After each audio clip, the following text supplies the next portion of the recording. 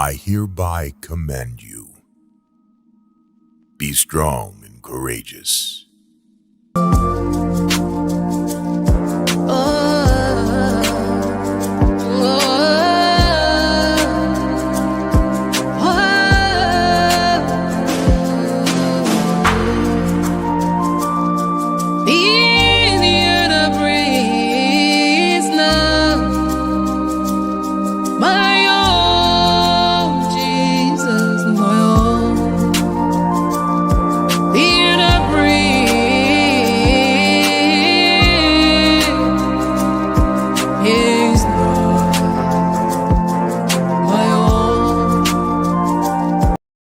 All right, ladies and gentlemen, once again, welcome to Bollitv. Today, I'm here visiting my sister, and we will be asking her a couple of questions since she lost her child, her precious child. We'll be asking her questions about sometimes, like the last moment with her child, some of the things we did not know about this child. Mm-hmm. We will be asking her questions about it. We'll also be asking her to give advices, because a lot of people have not been in your shoe before, and some have been in your shoe, so some will understand what's going on. So thank you so much for granting Bollietv this interview and for permitting us to do so that the outside world can hear your story. Can you please introduce yourself to the audience before we can proceed? My name is OPHELIA GOAH. Okay, Ms. GOAH, thank you so much. What was the name of your son? Give us your son's name and a little history, so the people can hear about him. His first and last name, full name. My son name is Chaddah Dogbeh. A lot of people call him CK because that is the name a lot of people know in Africa. Okay, and can you tell us something about him? I mean, was he born here? Was he born in Africa? Just give us a little history about what, so people can know, just a little history about him. Okay. My son was born 1998 and May 5th, 1998. Chaddah was my king. He was my firstborn. He was everything to me. We came here together with my sister in 2004. He was a dream. When they say a dream child, when you're looking for a dream child, that is my son Chaddah. Everything I did because of him. He's someone that caring. He's someone that, when they say child, I love the mother, he's one of the person. He's someone that very obedient, and he's someone that take care of his mom with everything that you're going through. And when we came here, everything was perfect. When I brought my son here, I brought him. Every mother brought the children in America. We did not have the opportunity that our kids going to have. And my son, he told me he wanted to become a doctor. And my son was an A student. He was having scholarship. So he never started with drugs. He started very good in life. And when we're in, we're in Phoenix, I decided, same as children were doing good, my son was doing good, I decided to come in Avondale because I knew that his future was so bright. So that's how we moved in Avondale. Wow. What an amazing story. So what happened that day or night when you heard that your son has passed, when you lost your son? What happened that day? Where were you? Were you at home or what happened? What did it say happened? Oh my God. First of all, I want to come back. My son, he suffered from drugs a lot. And, people say when your children doing something, you need to hide it. But as for me, I never had my son struggle because I knew my son was struggling a lot. everybody. I used to go to people to help me about my son. A lot of white people help me, to make my son to go to rehab. And I remember my son spent 3 months, 3 good months to rehab. When he came, he was sitting right over there. And he came to me from the room and he came to me and said, Mama, I said, yeah. He said, are you okay? I said, yeah, I'm okay. He said, I think I want to go to school, Mama. I want to go back to school. With all the time he been struggling on drugs, he never mentioned school. He never mentioned anything like that. So I was so excited. I thought you said, oh, but you can use my W-2 form. We can apply for financial aid. And he said, he was happy. The joy I saw in my son's eyes for a long time. I never see that happening. And he was sitting here and he was telling me, so I said, Chaddah, if you knew long time ago, I know you've been struggling for joy. People can say easy for you to give people, advice. That is true. It's easy for you to tell people that the way that you're raising your child is the wrong way because you're not in a situation. No one was in my situation, but a lot of parents, when my son passed away, I will reach to that part. But when my son passed away, a lot of parents were coaching me. A lot of parents was telling me the thing I did wrong of raising my child. He's still sympathizing with you. Yes. A lot of parents were telling me that, you knew it was happening. It's not just happening one day time. You knew there's something that was happening. But I knew it was happening. Children, you leave the child, because I can tell everybody that watching right now, I did not have the opportunity to go to school, so my children is my opportunity. And I tell myself, my children will never, ever suffer for anything. So that's why if there are 2 jobs, if there are 3 jobs, I will work to provide much for my kids. And people came in and tell me, maybe you were working too hard, and you miss all the sun, But the same people will tell me tomorrow when I was going to be homeless, they were going to tell me I wanted a useless man because I never put in the effort to provide for my kids. So it's one of the things I try to say. I think we need to sympathize with people like us or other people out there, other mothers that are going through the same thing. We need to sympathize with them because you don't know what the person is going through. You don't know what the child is going through. I used to go in the night to go look for my child on the streets, because because it's my child. People can tell you you can have a lot of children, but firstborn is different from all the children. The bond that the firstborn and you have is different. So what is it happening to him? What is it happening that he died? Okay, I came from work. It was on the 12th. My son died. The 12th of which month? In July. July of last year, 2023. Yes. Okay. And 2023 July, my son died. I kept getting this when I was at work. I kept getting this feeling, because usually I always stay to work and come home late because I want to talk. But during that time, I wanted to come very early home for like something was just pushing me. When I came home, the medical examiner office called me.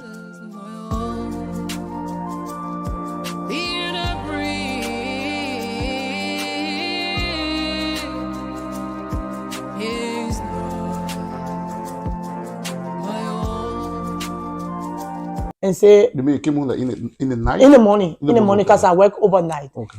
And they call me and they say, oh, do you know anyone named by the name of Chaddah? I say, yes, he's my son. And they say, oh, we're sorry, he died.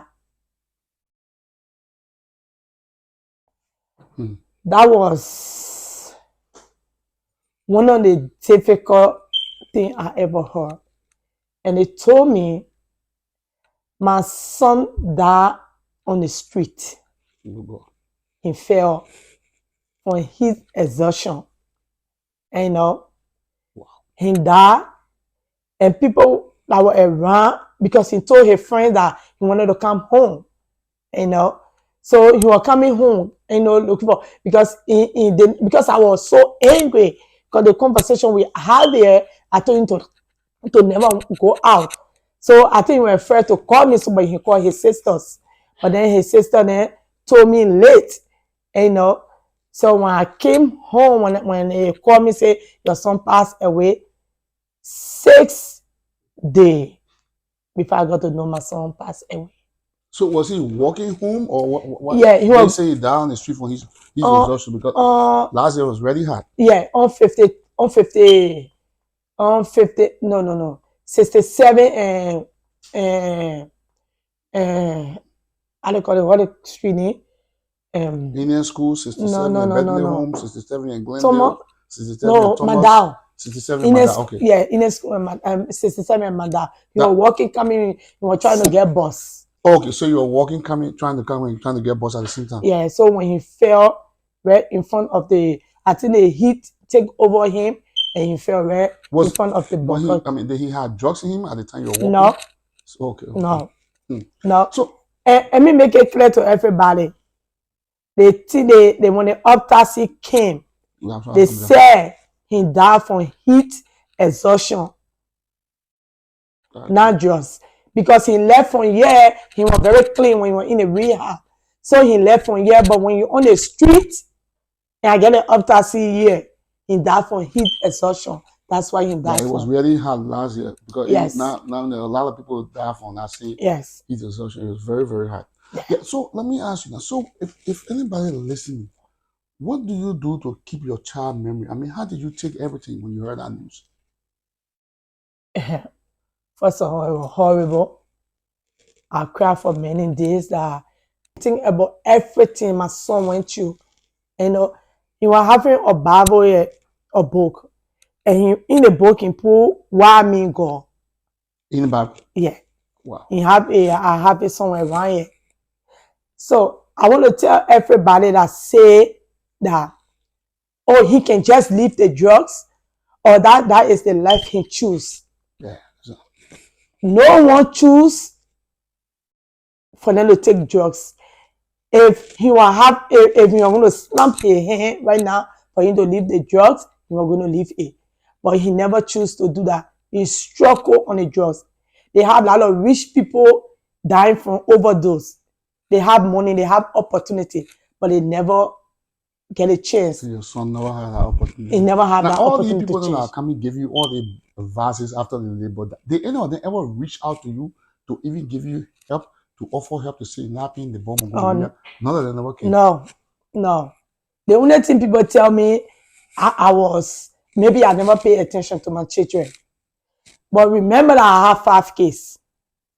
Right now, one is in college, want to be a nurse. I raise her the same way I raise everybody in this house. And the other one going to school, she in both high school and college. So I raise my children there the right way. But you know what? You can raise the children, but you can't raise what they want to do. You will talk. You will never, ever change the mind what they want to do. And he did not choose drugs over himself. I just want to make it clear. He did not choose drugs over himself. The drugs came to his life because of all the kids that you see doing it at school, out there. Yes. Wow. So that's how you get into the drugs business. That's why I moved to Avondale, to give my kids a good life. Wow.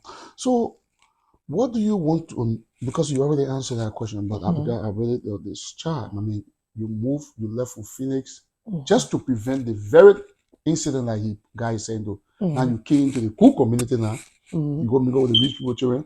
You fall into that trap of drugs. Yeah. Now, if you could offer another bereaved family some hope to hold on to, what would you tell them? I mean, any like another bereaved family that will be watching because you went through the thing. I mean, how you keep up? I mean, if you what gave you the strength every day, and if you can tell what gave you the strength, and then you can offer that help to another bereaved family who may be watching, or some people who in the future may go through the same thing you went through. I, I, you know, it having a good people around you. You know, my husband, my friends, the good friends that give me the, that tell me, Ophelia, it's not your fault, because a lot of time I blame myself because I hear from other people more, so I blame myself. But it's good to get a good people around you, people that don't judge you, and I want to tell every mothers, hardworking mothers that are out there, that their children going through the same thing my son was going through. Don't give up. When your child is on the street, go and look for your child. Don't give up on your child. And I want to tell every mother out there, it's not your fault. If today your child become a drug addict, or today your child become anything he want to be, it's not your fault. People, when they look at the good thing, they don't look at the bad thing. People, when they share blame on other people because they don't want to recognize the situation that they're going through with their kids. So I just want to give advice to every mother out there, and don't blame yourself. You raise your kids the right way. And my son may not be here today, but God gave me 25 years to be with him. Thank you, Holy Ghost.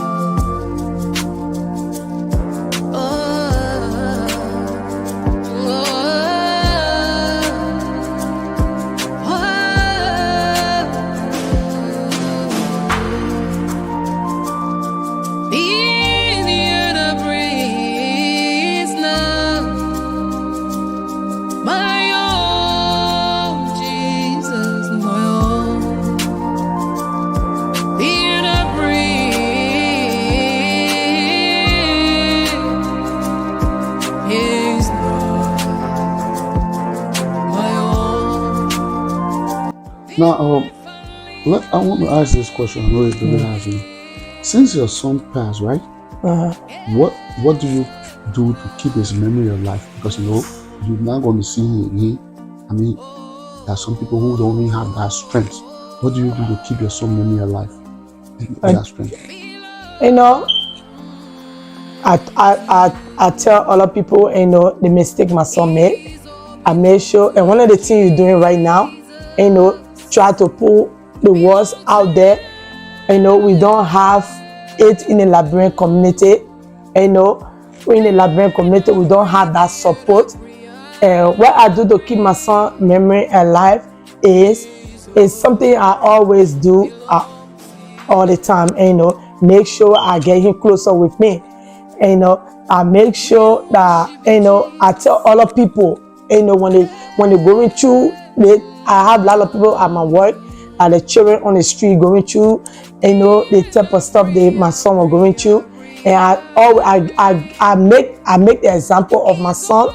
Like one other woman, I don't want to call her name, and she tell me that, oh, my son going through this stuff, I don't want for him to come at home again because I'm ashamed. And I told her, I said, you can't drive your son away because you want to please other people.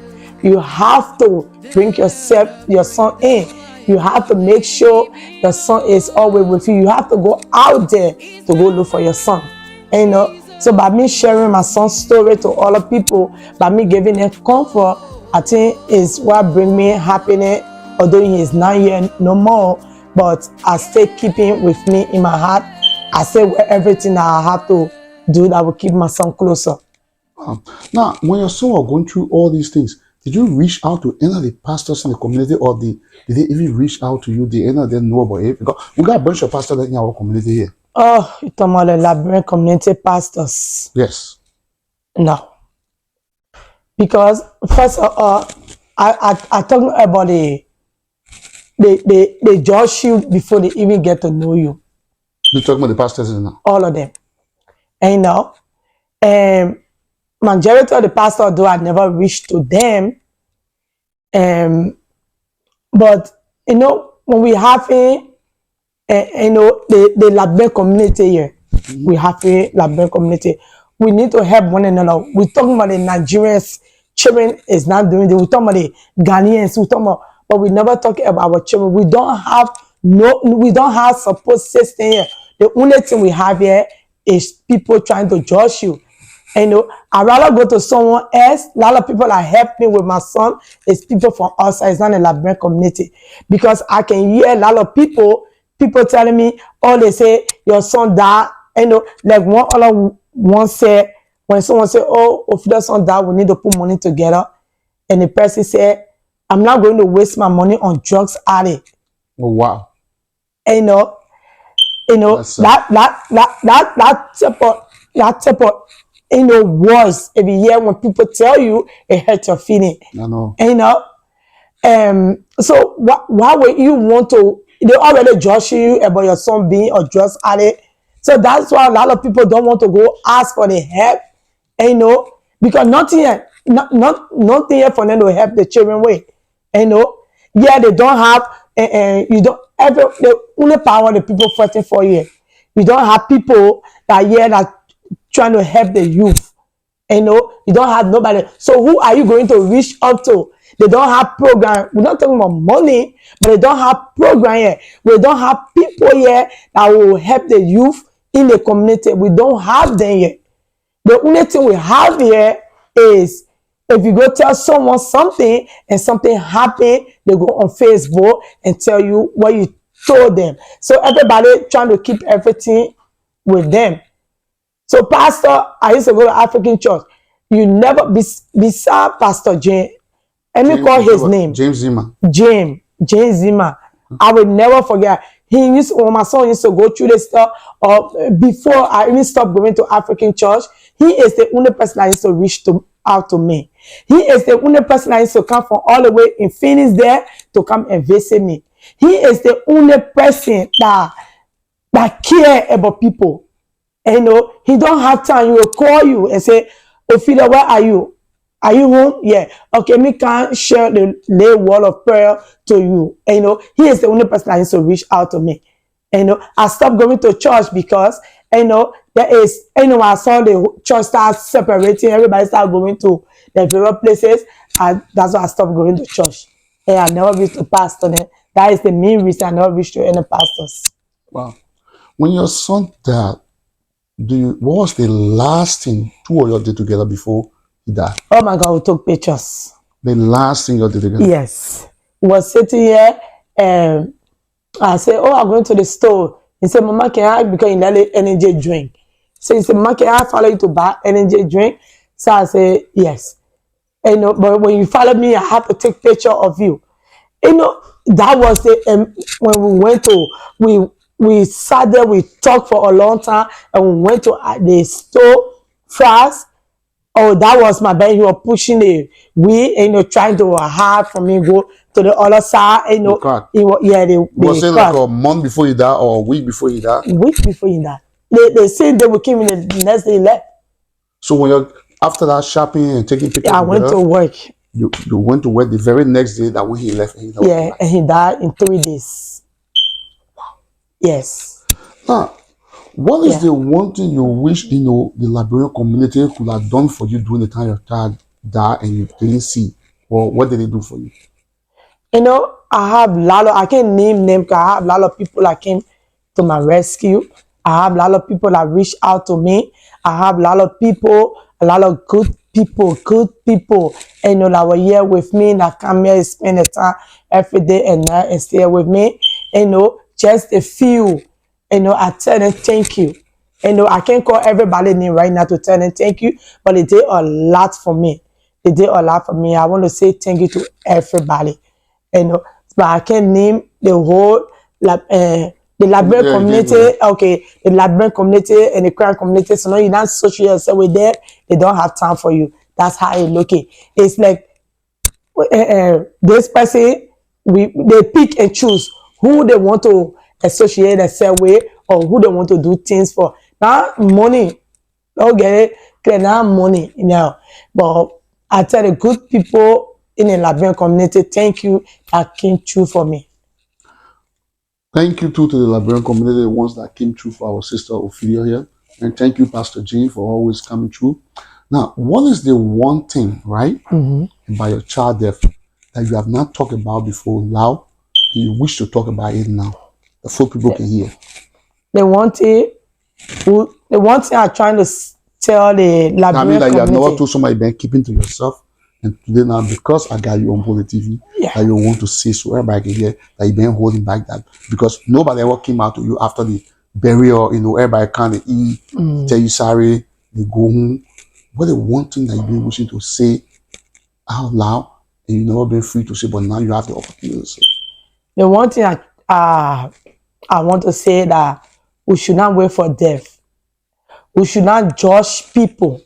You know, we need to come together as a Liberian community and try to help the youth. I wish I was having our other hand on the side. I wish I was having, you know, it's something that, you know, bother me.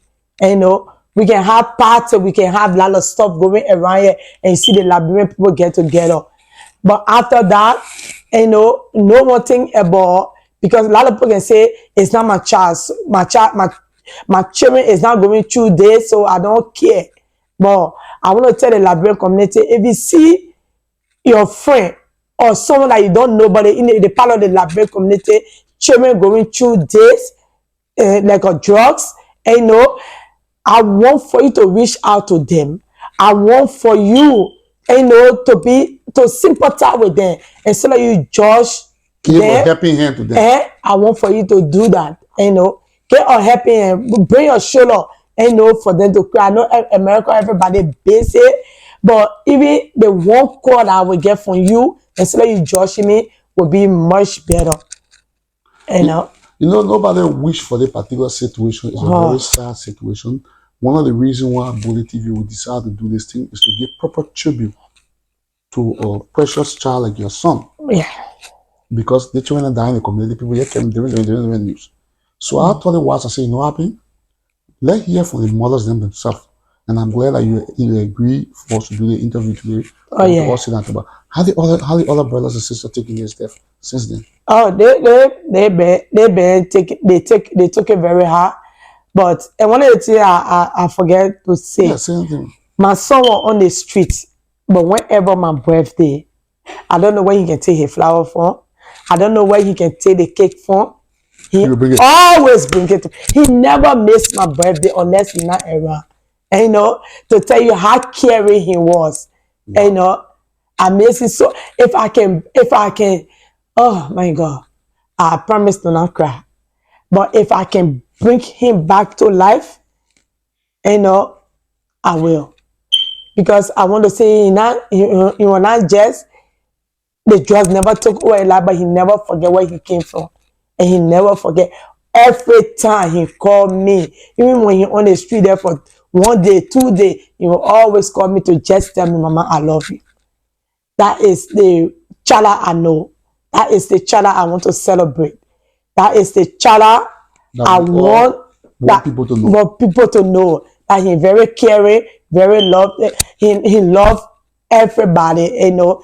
He's someone that don't let no, you know, problem. That is the type of child I raised for 25 years. And I tell God, thank you for giving. I tell God, thank you for bringing him in my life for that 25 years. Wow. Well, Sister OPHELIA, thank you so much once again. And they particularly they call death. Anybody can experience it. Yeah. So you went through it. You hear, you giving advices to all our parents here. What would be your final word to a parent who may in the future, maybe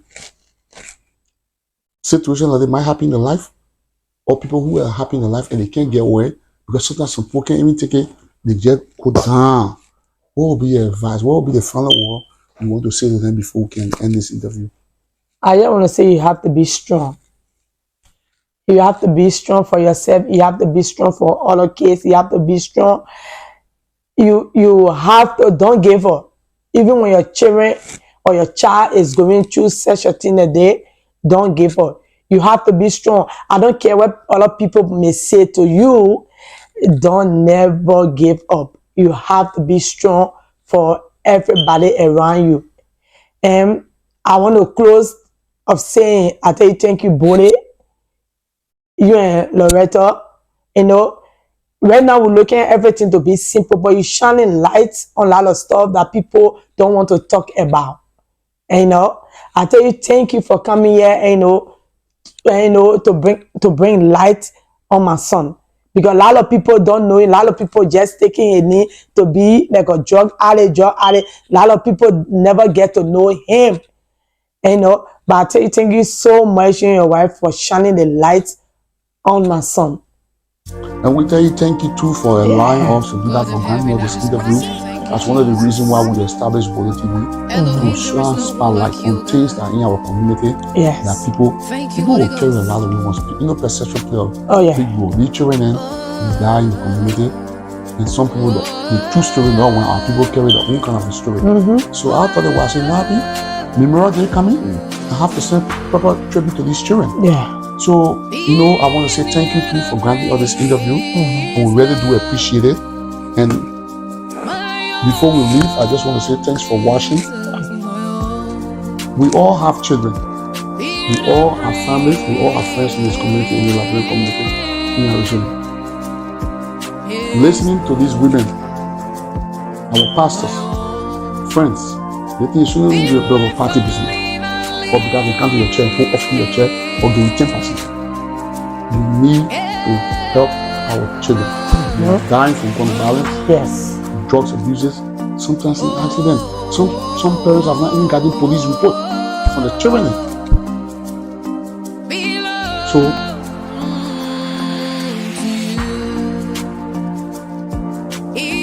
thanks for watching Bollitv. It's a great pleasure to be with you. Thank you.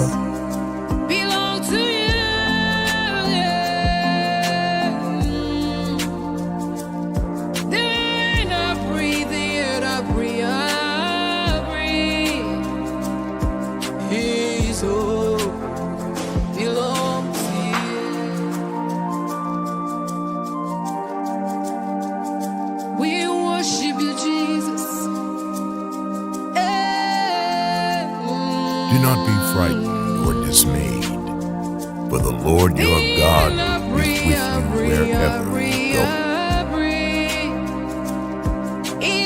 God is our refuge and strength, an ever-present help in trouble.